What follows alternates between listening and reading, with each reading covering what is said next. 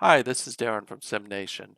Apologies for not doing one of these videos. Life, work, and trying to start a new game have made my life extremely hectic.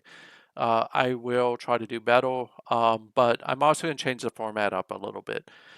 So what I want to focus on is some quick videos around different situations within draft day sports, college football.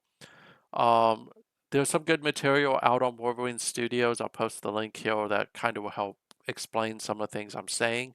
But this is my personal experience, unless what Draft Day Sports is saying. So let's dive right in. When you're running the ball, in this video we're focused on running the ball. There are traditionally two types of events happen.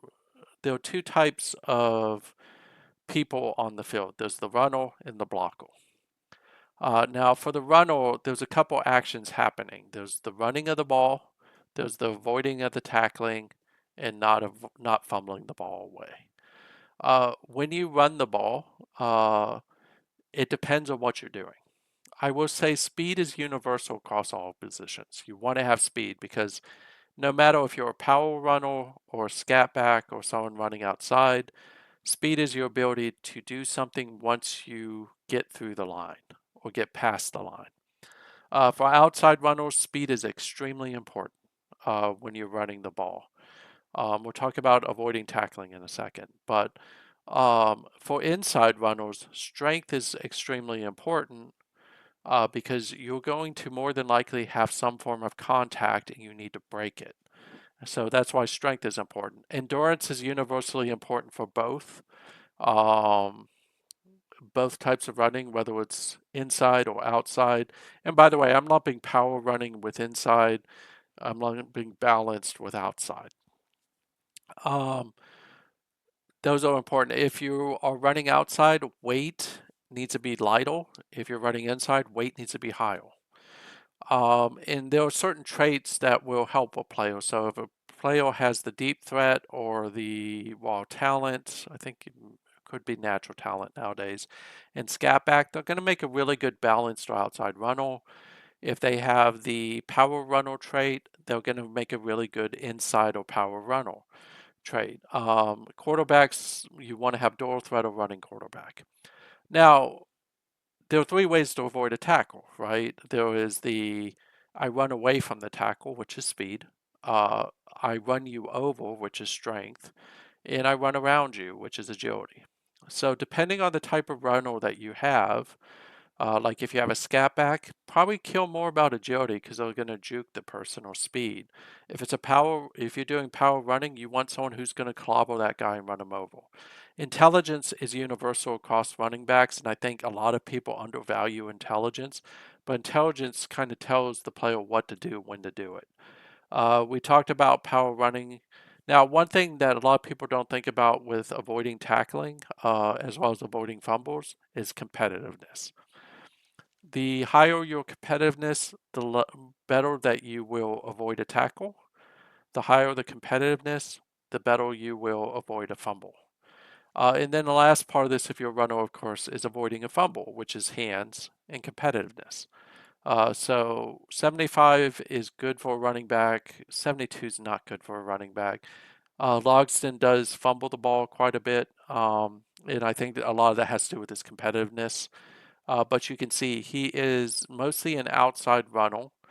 Your speed doesn't have to be in the 90s. His speed is not, and yet he's one of the better running backs in SNCFL.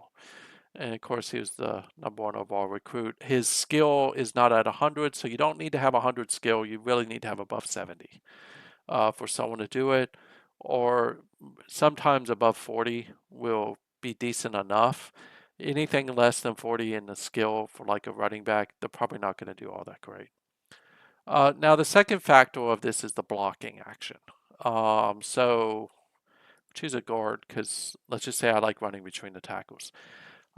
When you're factoring in the ability for your offensive line, your tight ends, your fullback to block for you, and let me find one of the guys I think is actually going to be good. We'll do Garland. Um, so when you're thinking about blocking, blocking is strength, agility, and then whatever the type of blocking action you're doing. The secondary things that come into play is weight and a trait that's like athletic blocker or tenacious blocker. If you're thinking about pass blocking, bookend would come into that one, but it's really strength, run block, and agility are the ones that matter most when it comes to your ability to block as well as skill. And again, you should treat skill as universal. Um, so as you can see, this guy's pretty strong, right? 90 strength. His agility is not good, so he's going to miss blocks because of that agility. His run blocking is almost elite. So if we look at him, what you'll see quickly is he does miss blocks, and again, that's largely tied back to his agility, not his strength. Um, but generally, he does a pretty good job of pancaking folks, right? So he's not the best person I have on my team. I don't think McCoy starts. But you can look at him versus McCoy, right? McCoy did see quite a bit of time, but McCoy is generally a little bit better blocker because of his agility, and he's just as strong. He'll start this year, so it'll be interesting to see how it does. So that's kind of how you should look at how to run the ball in this game is focusing on what type of your running you're doing for the running back. So speed matters, endurance matters, strength matters, weight will matter. Uh, they're trying to avoid cougling the ball up and also avoiding tackling. Avoiding tackling is where agility comes into play as well as speed and strength. Avoiding a fumble's hands. Make sure you have someone who has good competitiveness. Because the better the competitiveness when it comes to running the ball, the more likely they're going to hold on to that ball and not cough it. And they're also going to be able to avoid. And then, of course, with running the ball, blocking, its strength, run block, and agility.